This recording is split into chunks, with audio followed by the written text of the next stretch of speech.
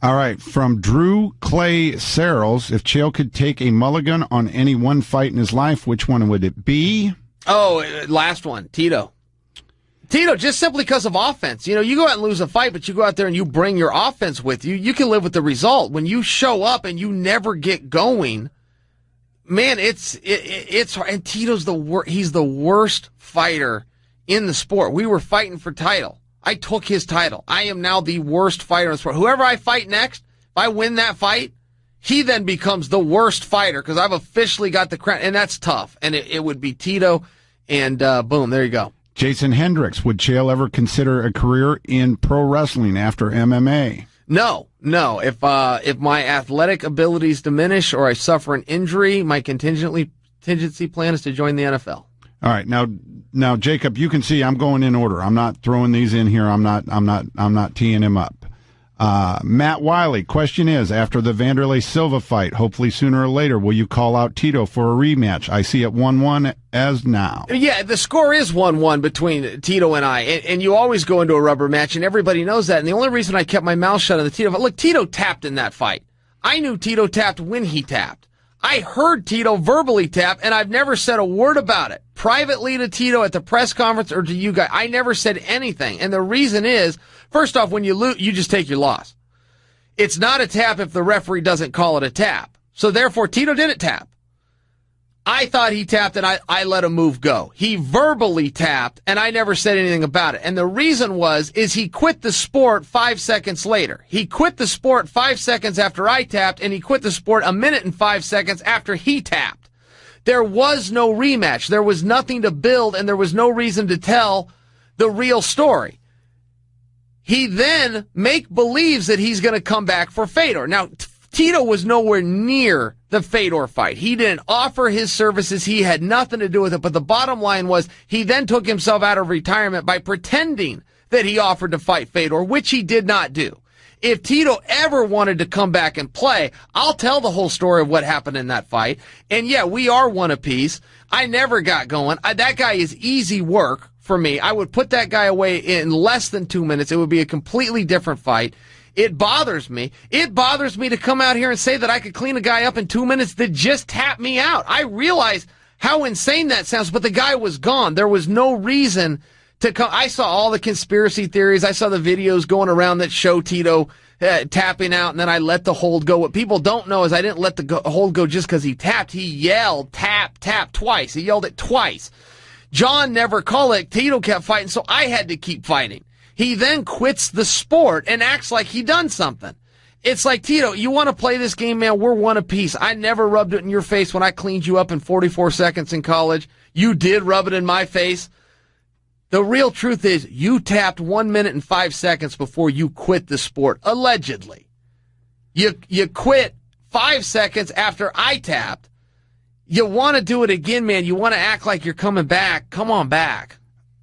Wow. That is what I think the guys in the pro wrestling call a pipe bomb. I did not see that coming, but I will tell you this. I never even shared that with you. I have never revealed that until just now, and I would have taken it to my grave. It was between Tito and I.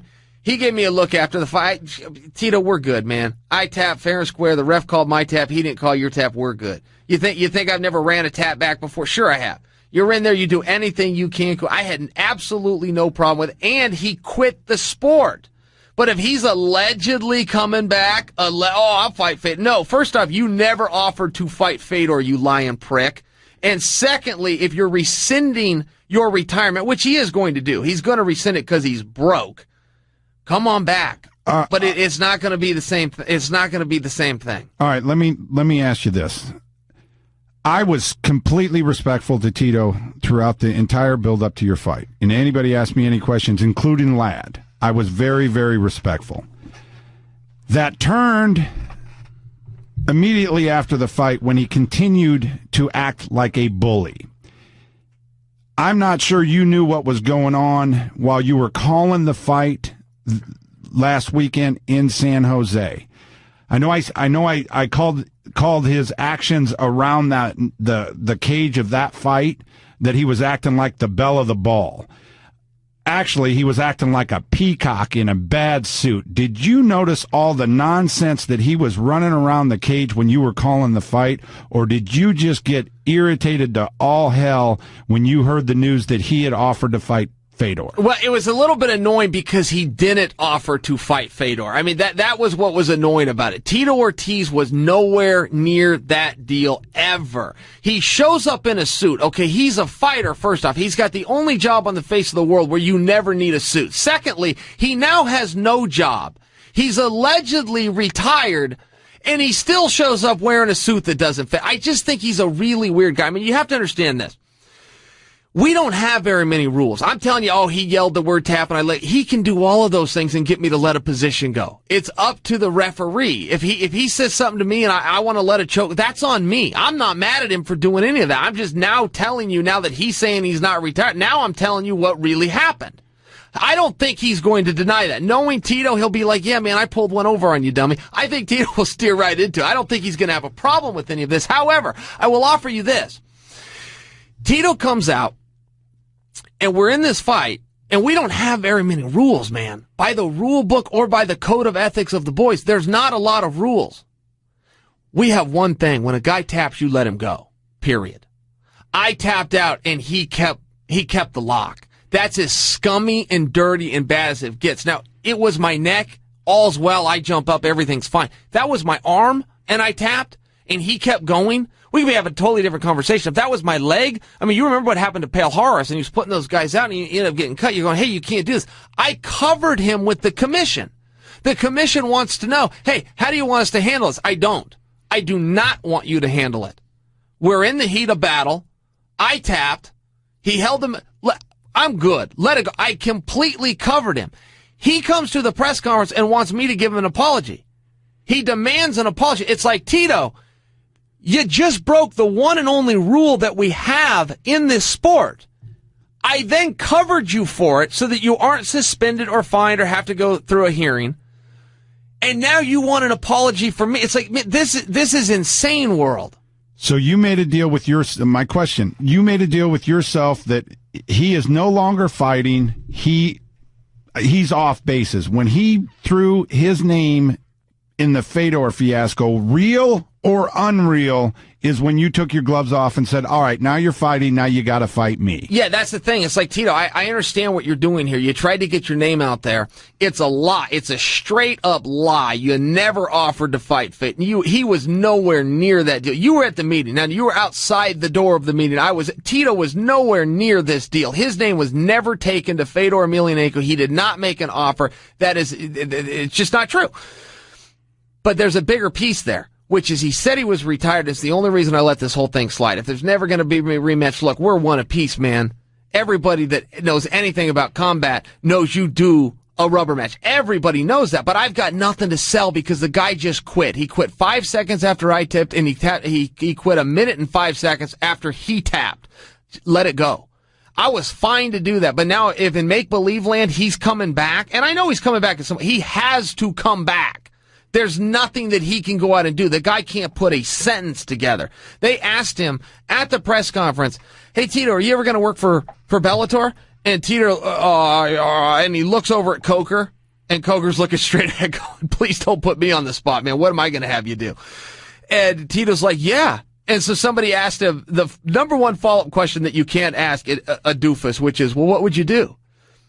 His response, Joel, he goes, well, the mat used to be yellow, and I told him, get a white mat. It's crisp. It'll look better on TV, and now they're on a white mat. I pay attention to detail. And I'm sitting there just going, dude, you're such an idiot, man. Just enjoy your moment. I'm going to do my part, which is to give you your moment because you earned it. You beat me. And we're going to move on. So then the media asks him, well, what are you going to do now? And he's talking about all the sacrifices he has to make, in fighting. And it's like, Tito, man, you ducked and dodged the drug program forever, okay? You're not fooling anybody. I lived on that side of the tracks. And secondly, you want to know what he told the people he was going to do? He was going to take naps in the afternoon with Amber and then pick the kids up from school. It's like, Tito, do you want to put yourself so out of touch with the working man that is our fans and our supporters and brings in the time and money and gives to us? You want to tell the world that you're going to take a nap in the afternoon.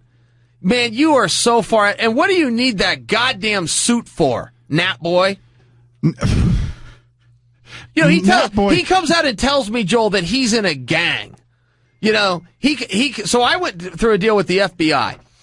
I kept my mouth shut. I took a charge. I didn't say a goddamn word, and they offered me a deal. I did not take it, and you know that full well, and that's public information. Tito came out and said that I ratted on friends, and that, where he comes from, a guy will get his neck cut for that. He used to be in a gang. I'm going, Tito, you and 3 of your buddies sitting around taking sticks of bubble gum out of trading cards doesn't make you a gang. That makes you a group of nerds. You want to come to my hometown running your mouth like that? I will bury you in my backyard. I will stray pipe you out to the creek, Mr. Gang member. Nap guy is wonderful. Here's the thing, guys. If you have a bunch of money, get a decent suit.